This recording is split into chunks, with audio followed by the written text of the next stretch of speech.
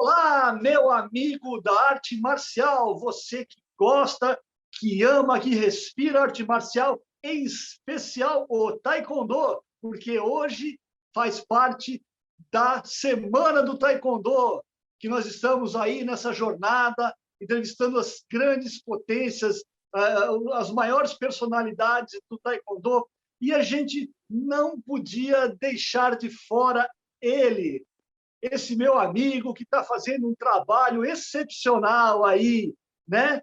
Então, vamos introduzir aqui, porque esse mês a performance brasileira do Taekwondo e do Para-Taekwondo no Pan-Americano realizado em Cancún, no México, rendeu muitos frutos. Mais precisamente, 21 medalhas. Desta vez, o Para-Taekwondo conquistou 3 títulos importantes, com Ícaro Miguel, Gabriele Siqueira e Natan Torquato, e 6 bronzes com Paulo Ricardo, Vitor Kazuya, Robson Maia, Nívia Barros, Rafaela Galacho e Raini Fidelis. Para comemorar essa vitória, convidamos o técnico da seleção brasileira para Taekwondo, mestre Alan Nascimento. Ele está direto lá da bolha do Comitê Paralímpico Brasileiro.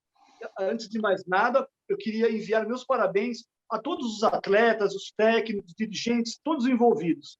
Parabéns. Mestre Alan, muito bem-vindo. Boa, tudo bem, Fábio? Obrigado pelo convite, é um prazer falar com vocês. Sem dúvida, é a maior revista para a gente que é do Taekwondo, né? Mundo das artes marciais, é uma referência e estar falando com vocês, sempre com uma amiga, a gente está sempre conversando, é um prazer imenso, e falar um pouco da coisa que eu amo, né? Que é o Para-Taekwondo. Hoje eu falo que a gente vai conversar um pouquinho, e eu vou explanar um pouco mais sobre isso. Eu não volto para o convencional, eu trabalho somente para Taekwondo, porque é bem diferente. Quando você começa a trabalhar, você vê que existe muita diferença. E muito obrigado por poder divulgar essa modalidade que é o Para Taekwondo dentro do Taekwondo. É um prazer, muito obrigado. Mestre, eu sou um veículo, a estrela é você. Né? Nada, as estrelas são os atletas, né? A gente é coadjuvante, na verdade. A gente trabalha nos bastidores, a gente está na quadra com o atleta, sim, mas quem faz o espetáculo é o atleta, sem dúvida, né? E como a gente conversou aqui um pouco nos bastidores, até posso falar, a gente representa o trabalho dos treinadores pessoais, como, por exemplo, o Rodney em Santos, nós temos o Adriano na Paraíba, nós temos agora, a Débora está treinando agora com o Rodrigo Ferla na Paraná, então tem o Rodrigo Ferla, antes teve eu e depois teve o Diego, então tem as pessoas que trabalham nos bastidores, tem a comissão técnica desses atletas. Então o atleta, eu sempre falo que o atleta, ele no alto rendimento, ele é o produto final de um grande trabalho que é desenvolvido nos bastidores, né? Ele é o produto final, e é ele que aparece, é ele que está lá, mas ele que é a estrela. Nós trabalhamos para que ele seja cada vez mais a estrela e represente bem o nosso país, e é esse que é o nosso trabalho. Maravilha. Então, me conta o que te levou a ir ao Para-Taekwondo. Vamos lá. Eu entrei no Taekwondo em 1987. Eu treinava na academia Odara, nas Vila Ré, uma extremo leste quase, com o mestre Paulo Avelar, que muitas pessoas conhecem o mestre Fernando Cavalcante como Fernando Cariri, era da mesma base que ele.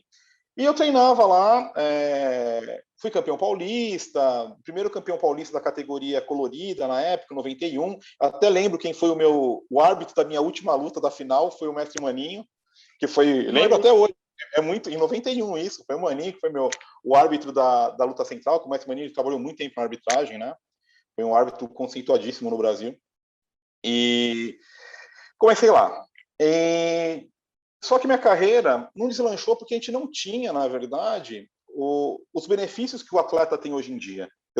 Eu comparo dessa forma.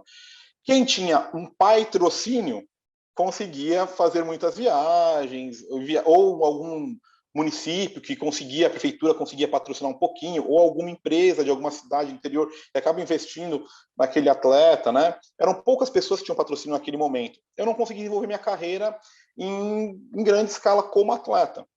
Então, em 2005, eu montei uma academia e comecei a me focar. Falei assim, eu não consigo mais ser atleta, porque eu já estava com 25 anos. Eu falei, eu acho que a minha carreira de atleta não dá mais para eu alcançar. Né? Nunca competi em competição internacional, tirando o Mundial das Polícias e Bombeiros, que foi aqui em São Paulo. que eu disputei, fiquei em segundo lugar. Não tinha essa possibilidade de você correr atrás para ter bolsa, né, para ter os incentivos governamentais. Nem tinha lei de incentivo ao esporte na época, que as associações podem trabalhar para levar os atletas para competir. Então, eu cheguei um momento e falei assim, minha carreira como atleta, eu não vou conseguir alcançar uma Olimpíada, uma Paralimpíada, eu preciso investir na minha carreira como técnico. E o que eu tenho que fazer para ser o melhor treinador? Foi essa a primeira pergunta que eu me fiz. Eu comecei a me espelhar em algumas pessoas que eu via que tinham sucesso dentro do taekwondo, o mestre Carlos Negão, Tilico, enfim, vários outros que passaram, e eu falei, Madureira, enfim. E eu falei, não, vamos ver qual o caminho que essas pessoas, elas trilharam. Porque eu preciso trilhar, né? Eu não queria o lugar delas, mas eu sabia que em algum momento, como eu sei que hoje eu estou, e daqui a um momento vai virar um outro técnico, isso é a lei natural. Eu não queria estar no lugar deles naquele momento, mas eu queria saber qual foi o caminho que eles trilharam para eu alcançar um dia essa possibilidade de ser treinador. Já que eu não alcancei como atleta, me preparar para ser treinador. E aí eu entrei na faculdade de educação física. E aí eu sempre falo isso. Eu percebi o quanto porque a gente tem muito isso na arte marcial, né? Você aprende do seu mestre, que muitas vezes não é formado em educação física. E eu vi quantos erros no âmbito fisiológico e anatômico e biomecânico que eu cometia fazendo educação física. Então eu comecei a me especializar cada vez mais. Quando eu me formei, surgiu uma oportunidade para eu coordenar um instituto em São Paulo, que muitas pessoas que são do taekwondo, principalmente de São Paulo, conhecem, que é o Instituto Olga Cos. O mestre Lira tinha acabado de sair do instituto, né, que o mestre Lira é um dos pioneiros do taekwondo, ele junto com o mestre, eu não vou lembrar o nome dele agora, do Rio de Janeiro, que trabalhava com cegos, Roberto Cardia, junto com o mestre Roberto Cardia. Sim. Verdade. Que trabalhava com cegos. Somos os pioneiros do taekwondo. Eu estou escrevendo um livro, inclusive, depois a gente vai conversar sobre isso, sobre o taekwondo. Eles são os pioneiros. Dos relatos que eu consegui colher, eles são os pioneiros do taekwondo adaptado no Brasil, né? Então, eu descobri que o mestre Lira tinha acabado de sair do Olga Cos e eu fui convidado para entrar para coordenar um instituto na área do taekwondo. E foi lá que eu tive o primeiro contato com o esporte adaptado. Apesar de eu ter tido aula na faculdade, mas eu não me interessava pelo esporte adaptado, porque assim, o meu objetivo é ser técnico da seleção. E não existiu para taekwondo até então. Na minha cabeça, já existiu para taekwondo, mas eu não tinha o conhecimento que existia. Como eu sei que tem muita gente que ainda não tem o conhecimento para taekwondo, né? E aí eu comecei a trabalhar lá e eu tive que pesquisar algumas coisas para continuar a trabalhar e eu descobri que tinha um para taekwondo. Aí eu falei, opa, peraí, como funciona isso? E aí eu descobri que tinha um atleta do Rio que já tinha competido em algumas competições internacionais, e nós tínhamos o mestre Marcelo Rezende, que é o árbitro, né, brasileiro. Sim. Ele também tinha um projeto dentro da Polícia Militar que trabalhava com o taekwondo adaptado, mas que ele já tinha alguns atletas que tinham competido internacionalmente. Tenho muita amizade com o Marcelo, né, a gente começou a bater um papo sobre isso. Mas não tinha ninguém no Brasil desenvolvendo o para taekwondo. Falei assim, esse é o para taekwondo, vamos desenvolver em grande escala, vamos fazer essa coisa acontecer. Foi quando eu falei, aqui é um caminho que ninguém está enxergando. Eu comecei a pesquisar, correr atrás, foi quando eu consegui, através do Bruno Covas, um contato aqui no Comitê Paralímpico, e conversei com o Misael, na época ele era o vice-presidente, e agora ele é o atual presidente. E aí a gente começou a conversar, eu expliquei para ele, por uma questão política, que não precisa vir ao caso aqui na época que a confederação estava passando, o Misael tentou o contato com a confederação e não teve êxito. Né? E aí foi quando o Misael falou assim, Alain, escolhe um espaço aqui, dentro do comitê, para você começar a desenvolver o para taekwondo. Eu já estava desenvolvendo, já estava dando aula para a Débora, eu já tinha saído do Instituto Olga Cos, já tinha começado, para a gente não alongar muito, já estava dando aula já de para taekwondo, aquilo que eu imaginava, na verdade, que era para taekwondo, de estudar, de correr atrás, de pegar artigo, de entrar no site do WT, pesquisar, ver vídeo, já sabia mais ou menos como funcionava, já sabia mais ou menos as classes que eram elegíveis. E aí a gente começou a trabalhar. Foi aí que eu consegui fazer um evento em 2016. O secretário de esporte na época era o Jean Madeira, e ele, que veio a falecer agora, um grande amigo, de Covid, inclusive, ele ia falar assim, Alain, é o seguinte, eu vou te ajudar a fazer esse evento. A gente fez um evento para 200 pessoas com deficiência. Hoje eu tenho total noção que aquele é um evento de taekwondo adaptado, hoje. Mas na época, como a gente estava desenvolvendo, era importante juntar todos os tipos de deficiências, né? E foi o boom, e foi aquele momento de boom. Foi quando o Misael sugeriu para que eu fundasse a Federação Brasileira de Para-Taekwondo, e eu fundei, na época, a Federação Brasileira de Para-Taekwondo para começar a desenvolver a modalidade. O objetivo do comitê naquela época era que eu conseguisse ser o responsável pelo Para-Taekwondo no Brasil naquele momento, um momento de política que estava conturbado o Taekwondo no Brasil. Sim. E é importante falar sobre essa questão, porque as pessoas falam, não, o Alan e tal, e até rolou uma polêmica um tempo atrás sobre isso, mas era um momento político do Taekwondo no Brasil que estava ruim. Era um momento muito ruim do Taekwondo no Brasil. Então, assim, ela funda e vamos tocando. Chegou um momento que aconteceu uma negociação do Comitê Paralímpico direto com a WT, e a WT respondeu a primeira resposta da WT: a gente não pode reconhecer essa federação. Aí o comitê fez a seguinte pergunta: não pode reconhecer a confederação, mas vocês podem reconhecer o comitê? A WT respondeu: reconhecer o comitê a gente pode, desde que a CBTKD ceda o direito da modalidade para vocês. E aí foi quando assumiu a nova gestão. Estou resumindo bastante a história, tá, Fábio, para não tomar muito seu tempo nas outras questões. Aí teve uma reunião, já existia uma comissão formada pelo Comitê Paralímpico na época, seria eu, o Carlos Negrão e o professor, que é o PhD, o Júlio Gavião, que é lá da Unicamp. O Júlio Gavião seria o diretor técnico, o Carlos Negrão coordenador e eu seria o técnico, já naquele momento, né, que já, teoricamente, seria o Comitê Paralímpico que assumiria. Mas fizemos um evento para se formar a seleção e, naquele momento, a CBT falou assim, não, a gestão acabou de assumir e nós queremos assumir o taekwondo de uma forma completa, inclusive o para-taekwondo. Aí foi formada a comissão, o Rodrigo entrou como coordenador técnico e, no mesmo dia, ele me ligou. Ele falou assim, Alan, estou formando a comissão de para-taekwondo e eu queria te convidar como técnico. Eu sei que hoje não tem outra pessoa para convidar, porque a referência que a gente tem é você hoje. Então, gostaria que você viesse. Naquele momento, eu até neguei, naquele primeiro momento, porque eu acho que tem uma questão que a gente se perde no taekwondo, Fábio. Essa conversa é muito nítida. Eu tive um papo muito sério com o Rodrigo depois sobre isso. Eu acho que é a fidelidade. As pessoas esquecem da fidelidade. Independente de hierarquia, de graduação de faixa. Eu sou uma pessoa que defendo a hierarquia profissional acima da hierarquia da graduação de faixas. Eu tinha, naquele momento, o Carlos Negrão e o Júlio Gavião, que estavam numa comissão formada, teoricamente, pelo Comitê Paralímpico comigo.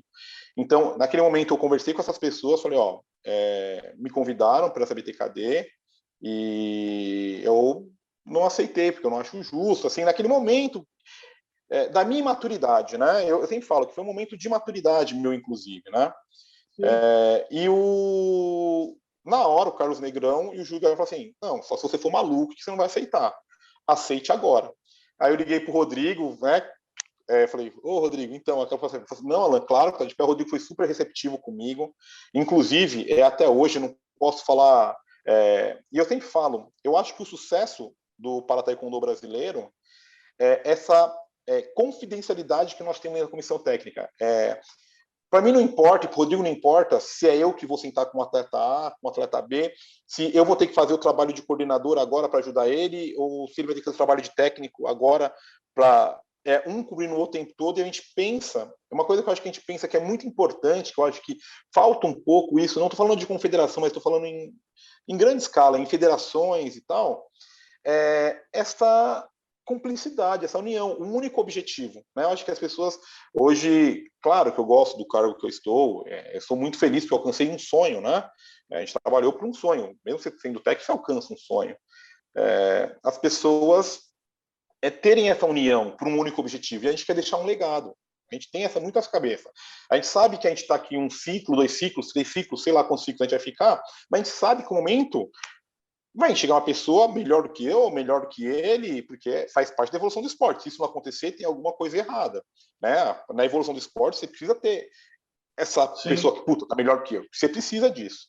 E a gente quer deixar um legado quando a gente sair. A gente quer deixar um legado que a outra pessoa tenha uma estrutura para manter no mesmo patamar que a gente deixou o para-taekwondo brasileiro hoje. A gente tem um reconhecimento no mundo inteiro. E olha que no primeiro campeonato mundial que a gente foi, a gente apanhou da WT. Porque eles, como a gente não conhecia, só para você entender para elucidar,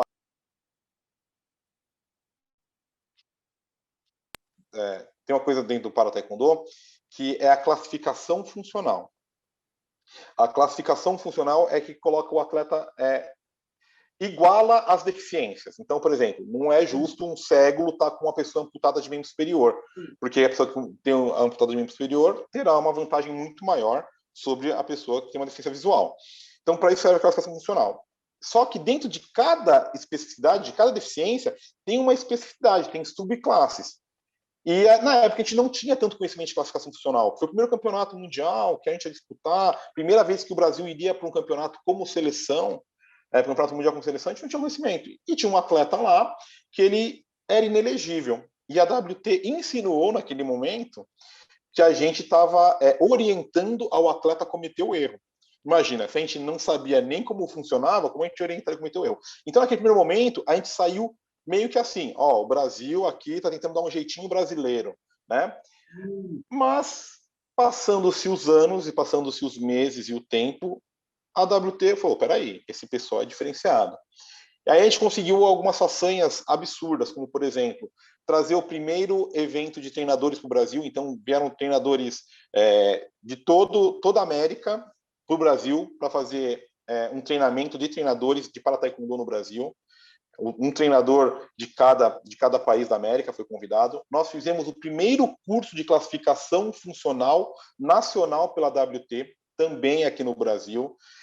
Então, nós fomos pioneiros, e até 2019 é que a gente queria ter batido o recorde em 2020, mas não foi possível. Até dezembro de 2019, nós éramos o país que tínhamos feito o maior evento nacional de para-taekwondo no mundo.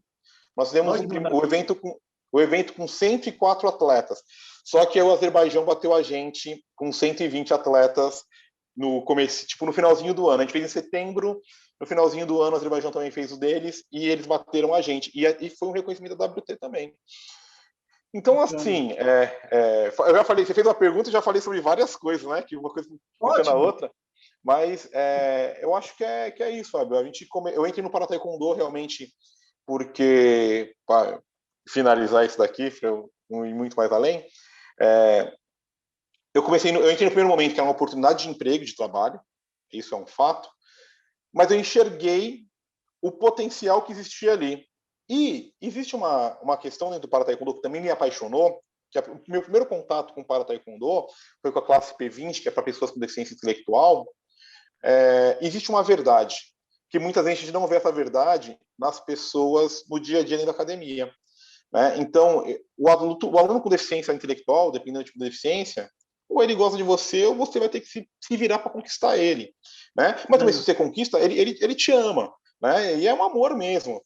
Então, isso é uma coisa que me chamou muito a atenção, porque eu acho que muitas vezes, dentro do taekwondo, a gente vive uma pessoa, às vezes, querendo devorar a outra, por interesses financeiros ou por interesses políticos. Enfim, cada um tem o seu interesse dentro do taekwondo, mas esquece um pouco dessa questão dessa lealdade, de, poxa, vamos ser sinceros, se eu não gosto de você, eu não preciso falar mal de você, mas eu também não preciso conversar com você, é simples assim, eu não gosto de você, mas eu não preciso ser seu inimigo, entendeu? A gente pode ter um bom relacionamento profissional, que é o que eu acho que falta muito hoje em dia, né? As pessoas esquecerem que todo mundo que é faixa preta, que tem uma academia, é um profissional de taekwondo.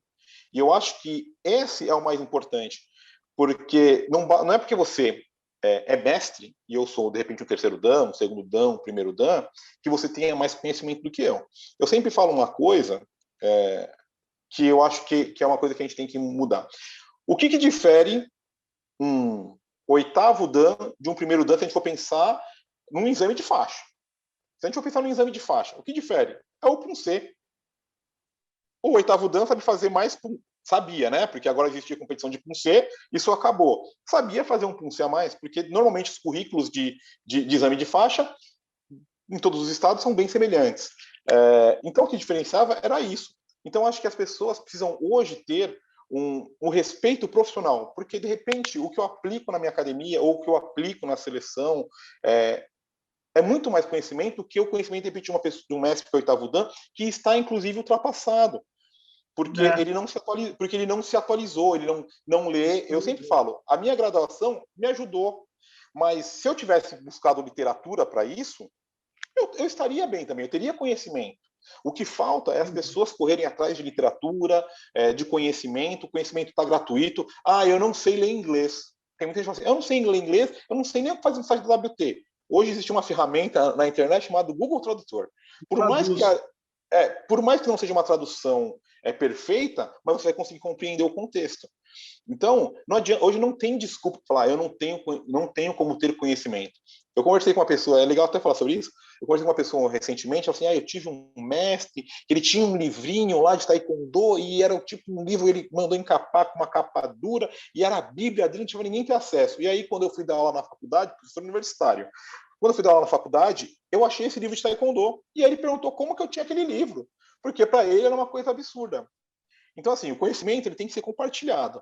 É como eu penso, né? Mas faz demais, sabe, do que de uma pergunta ser feita, eu falei um montão de coisa. Mas está ótimo, é muita informação boa, né? E, bom, então vamos desviar um pouco o tom, né, da pergunta, né? Falar uma coisa mais emotiva, né? Uma pergunta mais pessoal, assim, né?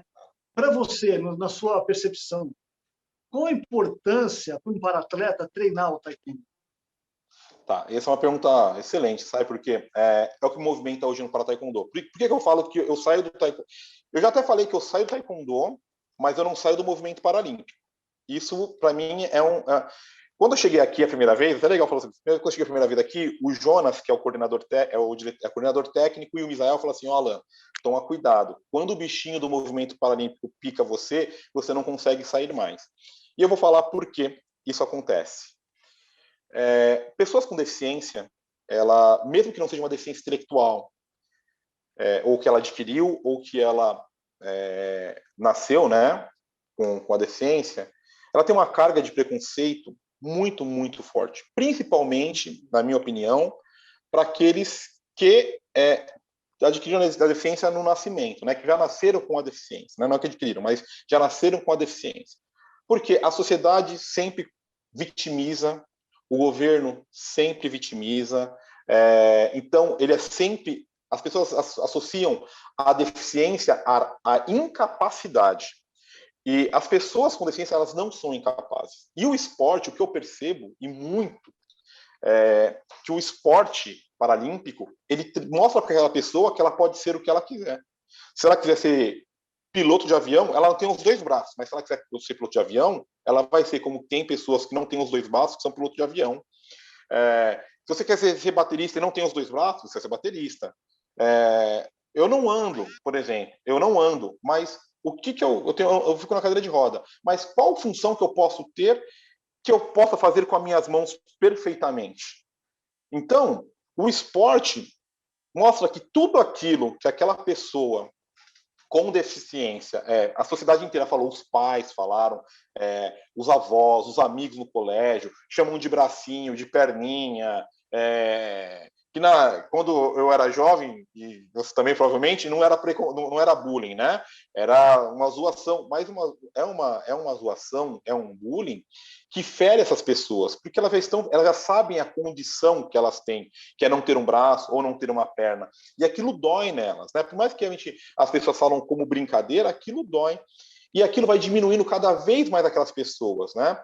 E quando a pessoa vai procurar um emprego, ela, muitas vezes, por ela ser uma pessoa com deficiência, essa empresa não tem uma política de inclusão e que, dentro da lei, tenha cota para a pessoa com deficiência, muitas vezes não vai aceitar porque vai... realmente, o preconceito de que aquela pessoa não tem a capacidade de executar aquilo. E o esporte, ele fala o seguinte, você pode ser campeão mundial, você pode viajar o mundo, conhecer o mundo pelo esporte. Você pode ser melhor naquilo, né? Eu vejo muitas vezes pessoas falando de esporte olímpico, falando, mas é diferente. Não, é realmente diferente. Todos competem em condições iguais. Se ele tivesse uma condição igual, física, que nem você que tem as duas pernas, talvez ele estivesse batendo o seu recorde igual. Mas aí eu vou muito mais além, para você ver como que a coisa é muito mais maluca. Nós temos um atleta vou sair um pouco do foco do taekwondo. Nós temos um atleta no atletismo, no esporte paralímpico, que é o Petrúcio. O Petrúcio, ele tá para ser o primeiro brasileiro a correr abaixo dos 10 segundos. Correr nos 9 segundos. E ele é do Paralímpico. Ele tem alguns eventos que, inclusive, a Globo faz, que é o convencional contra o Paralímpico. O Petrúcio já ganhou algumas competições. Então, assim, para você ver o nível que o atleta chega. Aí eu vou falar taekwondo. A gente teve treino com o atleta do convencional e com o atleta do para-taekwondo, onde que o atleta do convencional também era do alto rendimento, e dentro das regras do para-taekwondo, que são os mesmos chutes, são tudo. O chute não muda, são os mesmos chutes, muda algumas coisas de regra. O atleta para-taekwondo deu um baile. Porque o que eu falo, eu tenho uma coisa que eu também falo, é que o para-taekwondo, quem gosta da velha escola do taekwondo, vai amar o para-taekwondo, porque o para-taekwondo ele tem elementos da nova escola, ele tem elementos, mas o grosso do para-taekwondo é a velha escola. Então, quem é apaixonado pela velha escola vai amar o para-taekwondo. Então, voltando lá para a pergunta que você me fez, essa mudança de comportamento, a pessoa se enxergar como uma pessoa capaz, que ela é, de fato, ela é capaz.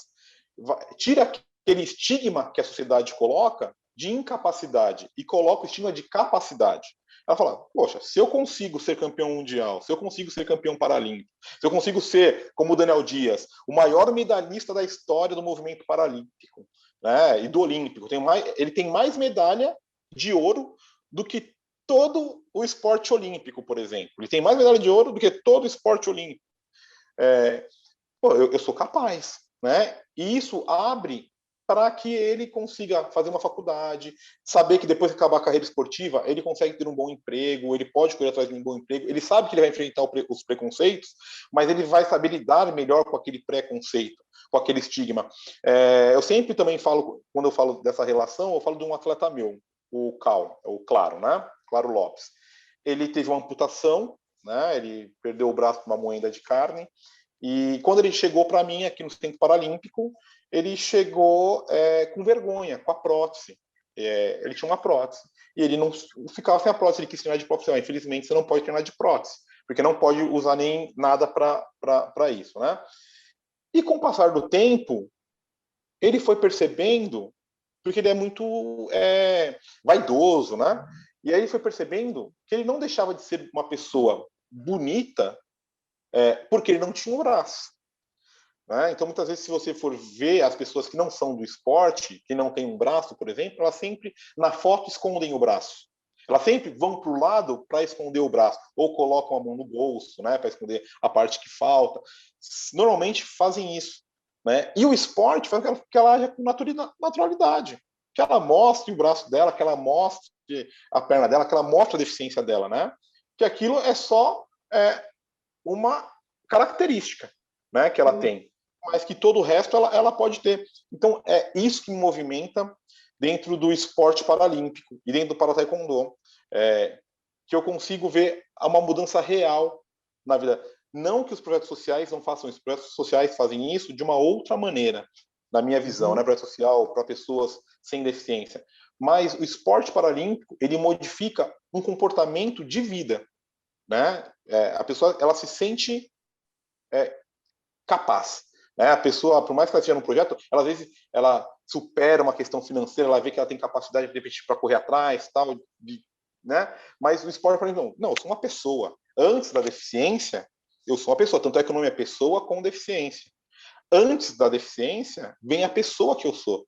E é isso que me movimenta dentro do esporte paralímpico e que me fez me apaixonar de uma maneira absurda. Eu já falei, mesmo que me convidassem para ir para o convencional, eu não gostaria de ir, porque eu gosto de onde eu estou. Porque é isso que me movimenta hoje aqui. Maravilha. E assim, e para os professores, né? Para eles aprenderem a didática, de ensinar, como que eles podem aprender a ser técnicos dos paralímpicos? Como que isso é possível? A didática e a capacitação. Tá, vamos lá. O que aconteceu? A gente estava com um programa dentro do CBTKD em 2019, em 2017 a gente começou, 2018 a gente afirmou o Para Taekwondo no Brasil, e em 2019 a gente começou a fazer, porque a gente fez só um evento, em 2017 a gente não fez Campeonato Brasileiro, 2018 a gente fez, em 2019 a gente fez. Em 2018 a gente percebeu, opa, peraí, a gente precisa falar um pouco mais sobre o Para Taekwondo, porque senão vai ficar sempre as mesmas pessoas, porque o conhecimento é um pouco complicado. No primeiro ano, em 2019, a gente deu uma palestra em todos os Open regionais e abriu para aquelas federações que tivessem o interesse de ter um curso dentro dessas federações de Para Taekwondo, que entrassem em contato com a CBTKD, porque naquela época existia um recurso do Comitê Paralímpico para que a gente fizesse essa difusão. Enfim, 2019 acabou, não deu muito certo, e a gente combinou de fazer por região os cursos. Só que veio a pandemia e a gente não conseguiu fazer esses cursos. O que eu posso falar nesse momento agora? A CBTKD tem esse planejamento de se fazer novos cursos de Para Taekwondo, porque uma coisa uma diferença muito grande no Para Taekwondo, que a gente, e eu falo também, que o Para Taekwondo veio para dar um tapa na cara do Taekwondo convencional, porque existe a necessidade de estudo o tempo todo. Por que existe a necessidade de estudo o tempo todo? Porque a classificação funcional, que é o coração, sem classificação funcional, não existe para Taekwondo. Mas, Alan, por que sem a classificação funcional não existe para Taekwondo? Porque senão eu não sei nem qual classe aquele atleta é. Ele não pode competir com igualdade com outra pessoa. E que nem eu falei, eu não posso colocar uma pessoa com deficiência intelectual para lutar com uma pessoa na cadeira de roda, por exemplo. Né? Então, é para isso que vem a classificação. É o coração. Sem isso, não tem. Então, assim, as regras de classificação... Vou tomar um golinho de água que engasguei, desculpa. A gente só sai do quarto no momento do treinamento. Mas, enfim, vamos lá, voltando lá. A regra de classificação é uma coisa tão séria, só para você ter uma ideia do que eu estou falando, para eu elucidar essa questão do curso de Para Taekwondo, né? Para as pessoas aprenderem. O ano passado, normalmente, a regra de classificação ela muda no final do ciclo paralímpico. Acabou o ciclo paralímpico, tem uma mudança de regra de classificação, porque existe estudo o tempo todo para cada vez mais se tornar igualitária a competição. As pessoas terem mais condições similares de competição. Só que a natação, ela não teve essa regra neste último ciclo. O que ela fez? Em 2019, eles fizeram reclassificação funcional. Termina o ciclo paralímpico, todas as modalidades, todos os atletas que são elegíveis, eles têm que fazer reclassificação funcional. Isso é uma regra. Eu sou elegível para esse ciclo. Para o próximo ciclo, eu tenho que passar por classificação funcional de novo. O André Brasil, um atleta da natação multimedalista paralímpico, já estava classificado para Tóquio e teve a reclassificação funcional em 2019. O que aconteceu com esse atleta? Ele foi inelegível. Para você ter uma ideia, um atleta que era multimedalista paralímpico, ele foi inelegível e ele ficou fora de Tóquio. Então, é muito importante o tempo todo se estar estudando no Para Taekwondo. Como não está tendo curso agora, eu sempre falo, o Rodrigo, a Elisa e a confederação está aberto. Fábio, não teve uma pessoa que ligou para a gente até hoje, não teve uma pessoa que ligou para a gente até hoje que ficou sem explicação, sem orientação, sem aonde procurar, o que fazer, como fazer. Enfim, a gente está disposto, porque a gente quer muito que o Para Taekwondo cresça cada vez mais, que nós continuemos sendo essa potência que nós estamos construindo. E para isso a gente precisa de atleta. Só que existe uma questão, além da pessoa ter o curso para aprender a trabalhar com as modalidades, aprender regra, porque o que muda é a regra, os chutes são os mesmos. Existe uma questão que é a captação de atleta. É muito diferente. Hoje, se eu quiser... Eu tenho minha academia. Se eu coloco lá uma divulgação, uma faixa na minha academia, só tão antigo, hein? faixa, tô falando de faixa. Colocando uma faixa na minha academia, uma panfletagem, que hoje a gente panfleta na internet, né? A gente não panfleta mais de casa em casa. Eu fizer uma panfletagem, eu vou ter aluno. Mesmo que eu faça a divulgação na internet, eu vou ter, de repente, um ou outro. Mesmo que eu faça impulsionamento, enfim, eu não vou ter atleta de taekwondo, de para taekwondo. Não vou ter atleta. Não vou. Porque o que acontece? Aquela questão que eu falei agora há pouco, do preconceito, do estigma de incapacidade, é muito grande. Então, existe a captação de atleta. Eu tenho que ir atrás do atleta. Eu tenho que ir atrás da onde, muitas vezes, no clube que tem atletismo paralímpico, no clube que tem natação, na associação que eu trabalho com pessoa com deficiência da minha cidade, para eu tentar adquirir esse atleta. Ir em clínicas de reabilitação, enfim, você tem que fazer algumas parcerias para que você adquira esse atleta, né? É diferente, o cara, ela não vai vir atrás de você. E tem uma outra situação, que é uma questão que eu falo muito séria, por essa questão do assistencialismo que existe no Brasil, desenfreado, por pessoa com deficiência, ela normalmente não compreende que ela precisa pagar academia. Então, se você não tiver o interesse de abrir uma bolsa em sua academia ou de ter um projeto social para trabalhar com para taekwondo, dificilmente você terá um atleta do para taekwondo para você treinar. Porque já existe essa questão do assistencialismo muito forte, incutida na pessoa com deficiência, na família da pessoa com deficiência. Tudo tem que ser dentro do assistencialismo. E a gente vem trabalhando muito isso com os nossos atletas, eu com os atletas da minha equipe, que é importante valorizar o trabalho de outras pessoas. Por mais que na minha academia, eu sabendo disso, eu não cobro nada, e os treinos acontecem na minha academia, por causa que o comitê está fechado, então eu modifiquei para a minha academia os treinos. Porque eu sei dessa necessidade, a gente tem que começar a falar, ó, você precisa comprar isso daí, você precisa comprar... Vou falar uma coisa bem clássica que aconteceu com a gente no começo. Todos os atletas achavam que a gente era obrigado a dar equipamento. Do boca, né? Eles achavam que era obrigatório. Não, a seleção tem que dar. Não, a seleção tem que dar. Cada atleta no convencional funciona assim e nós vamos seguir o mesmo método convencional. Você vai comprar o seu equipamento, você vai comprar seu dobô, você vai... Porque senão eles acham que tudo tem que ser dado, né? E quando vem para cá, eles enxergam essa realidade. Não, tem que pagar GMS, tem que pagar filiação. Ah, mas eu vou ter que pagar a filiação? Tem que pagar a filiação.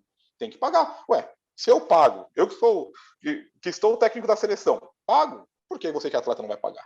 Né? Então a gente questiona, a gente tem que fazer essa mudança de comportamento. Então, por isso, a pessoa que tem desejo de trabalhar com para taekwondo, ela tem que se atentar a isso. Difícil, vai aparecer? De repente apareça um ou outro. Mas se você não for, se você quer, eu quero trabalhar com para taekwondo, eu quero ser técnico na sessão de para taekwondo. Se você não for na captação, atrás de captar atleta, muito, muito difícil você ter atleta. Então são algumas dicas.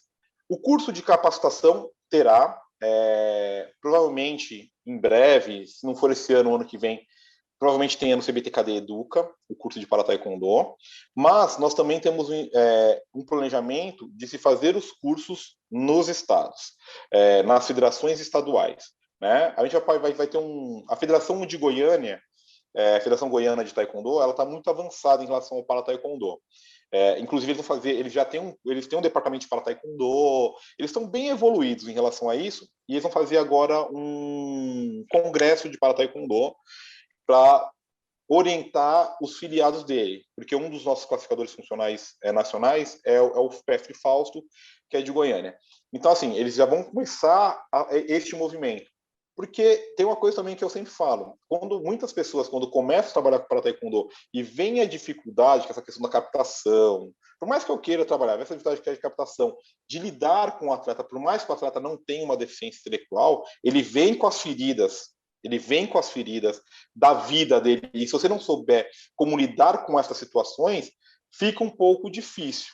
Então você tem que ter esse jogo de cintura para saber lidar com as situações. Se você fala assim, mas isso não é atleta, mas se você não entender que aquilo é por causa de toda uma estrutura familiar, uma relação familiar que esteve a vida inteira, você não vai conseguir se adaptar para isso. Mas assim, quem quiser, se você permitiu, deixa o meu contato. Para mim não é meu telefone já é público mesmo. Então, assim, o 11 9 981900660. 11 981900660. Só me chamar no WhatsApp, tiver alguma dúvida, eu tenho um atleta que tem tal deficiência, ele é elegível?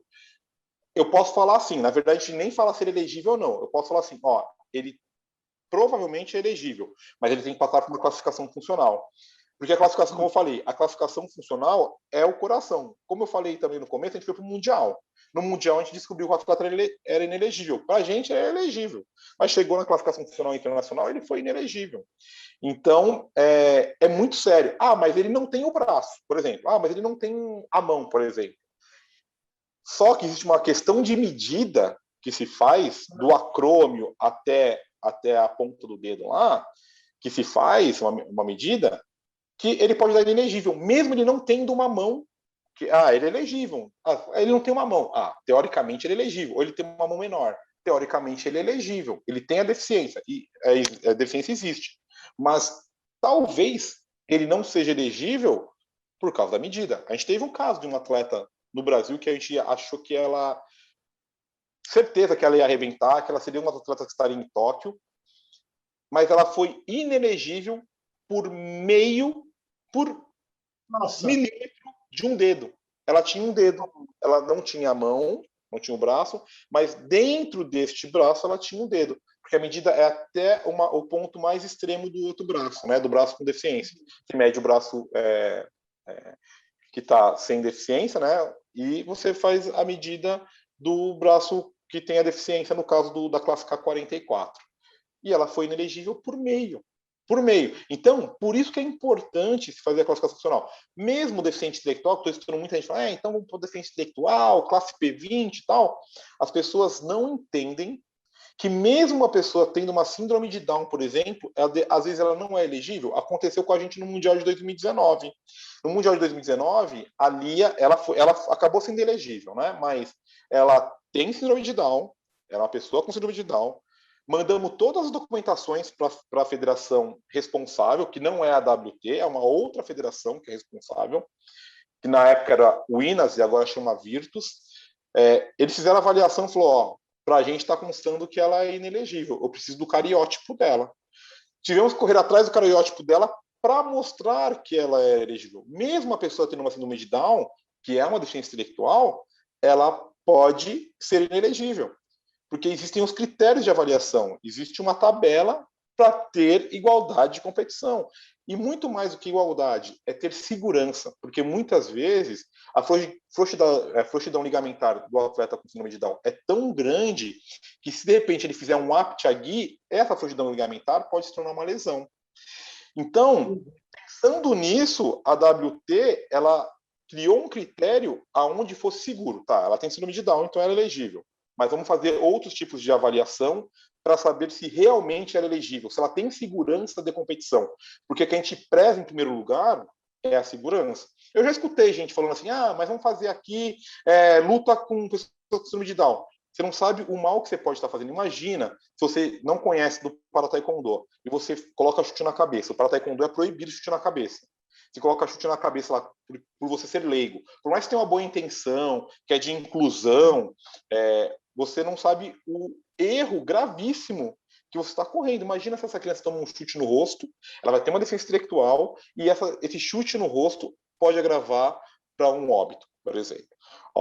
Como que você pode ser? Né? Por isso que não tem competição para a pessoa. Mas tinha que ter. Por que não tem competição para cegos, por exemplo? As pessoas não entendem algumas vezes, e é o que a gente tem recebido muito, que a classificação funcional é para deixar justo e seguro. E eu sempre falo que mais do que justo é seguro. Né? E é isso que é a classificação funcional. Então, a classificação funcional é a coisa mais importante. E tem que ser feito de uma forma correta. Nós temos uma chefe de classificação no Brasil, classificador internacional, tem curso de classificador funcional. A gente, teoricamente, porque tiveram alguns estados que não enviaram, a gente também fez, quando a gente fez aquele primeiro curso de classificação internacional, nacional, mas ministrado pelos classificadores internacionais da WT, a gente deu passagem aérea, deu hospedagem, deu tudo para um para uma pessoa de cada federação vir fazer o curso de classificador funcional.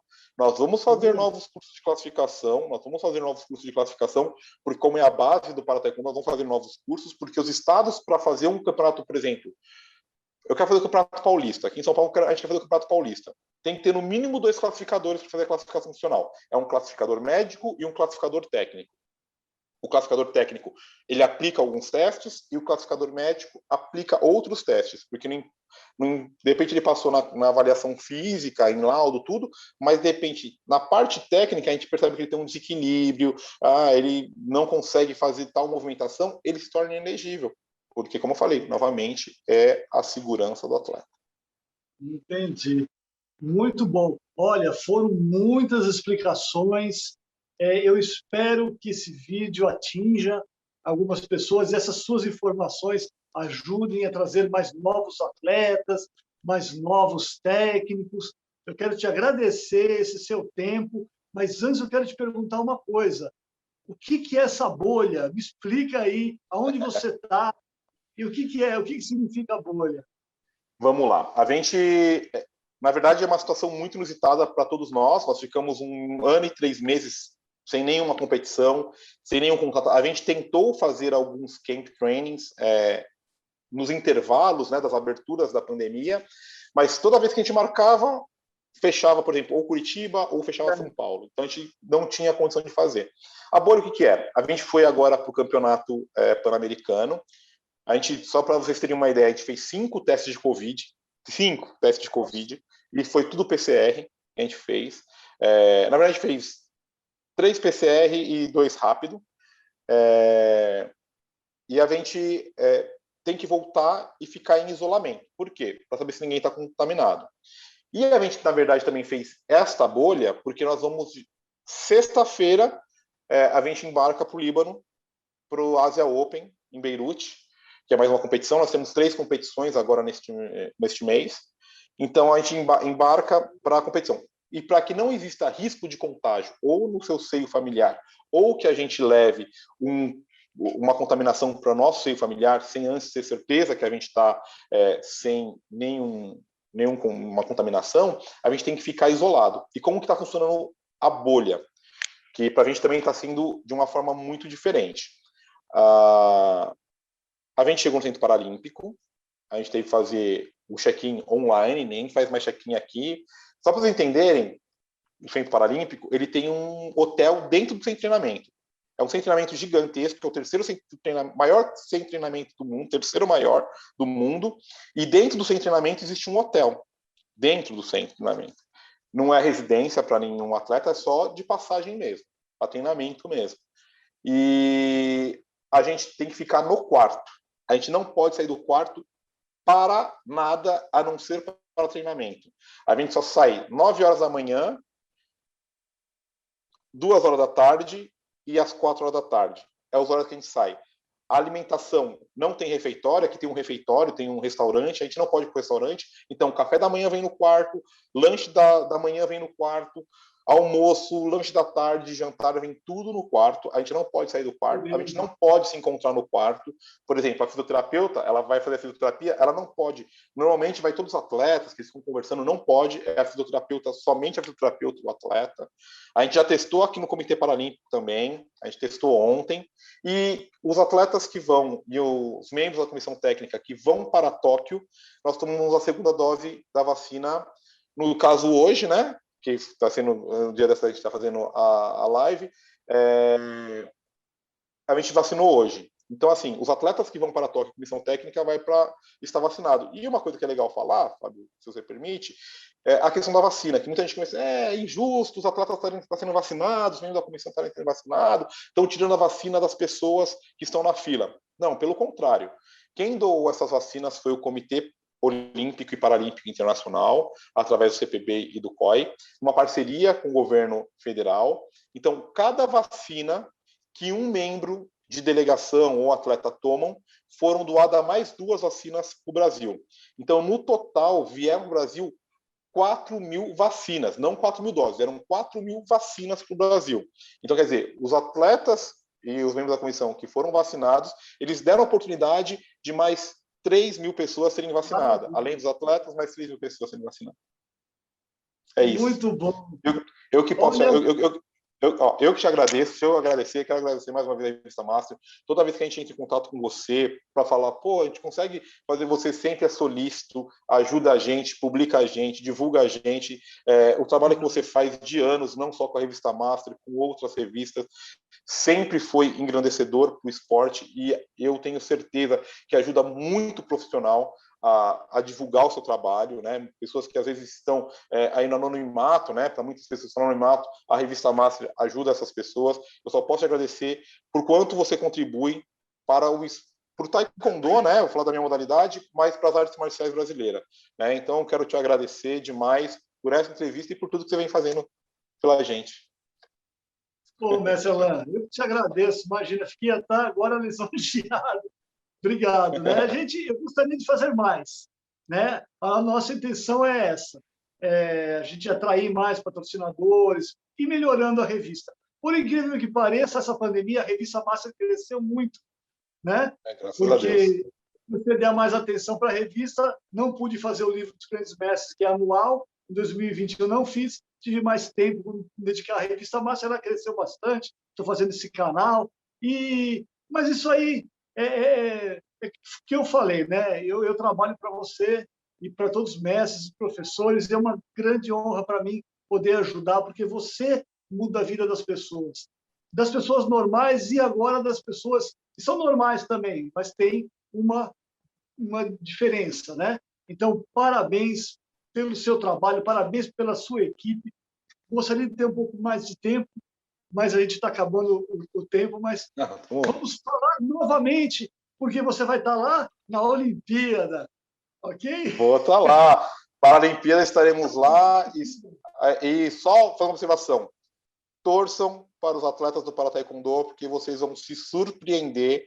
Nós não, o Parataekwondo brasileiro não está indo... a Débora se classificou, ela vai participar. Silvana ou Natan, não. Nós estamos com 3 chances reais de medalha de ouro, não é medalha, nós estamos com 3 chances reais de medalha de ouro. Claro que jogos é jogos e tudo pode modificar, mas a gente está indo com chance real de 3 medalhas e a gente está indo para marcar cada vez mais a história do Parataekwondo brasileiro e a gente precisa da torcida de vocês, porque mais do que eu, o Rodrigo, vocês... É essa torcida que movimenta os atletas. Os atletas ficam tão felizes quando vocês reconhecem ele, além do convencional, porque o convencional tem uma visibilidade maior do que a gente, e isso é natural. Em todos os esportes do esporte, né, quando tem o Olímpico e Paralímpico, é natural. Mas os atletas ficam tão felizes quando vocês reconhecem isso deles, vocês torcem, mandam uma mensagem lá no direct, ou comentam uma foto, eles ficam tão felizes que isso é o que movimenta eles. E acaba movimentando a gente também.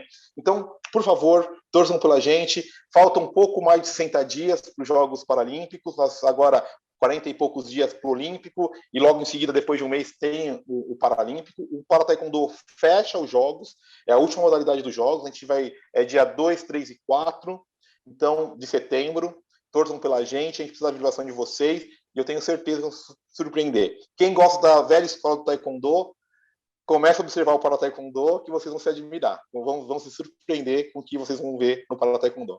Fábio, mais uma vez, obrigado. Eu que te agradeço. E você que é atleta paralímpico, está assistindo aí, parabéns para você, viu? A gente aqui está na torcida e é isso aí.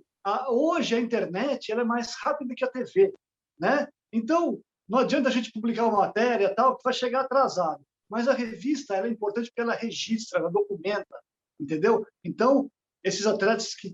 Depois a gente vai fazer uma matéria aí, vou te chamar para a gente fazer uma matéria quando você voltar, ok? Na Revista Master. Obrigado, Fábio. Um abração. Um abraço para todo mundo que acompanha a Revista Master aí. Sucesso, estamos na torcida.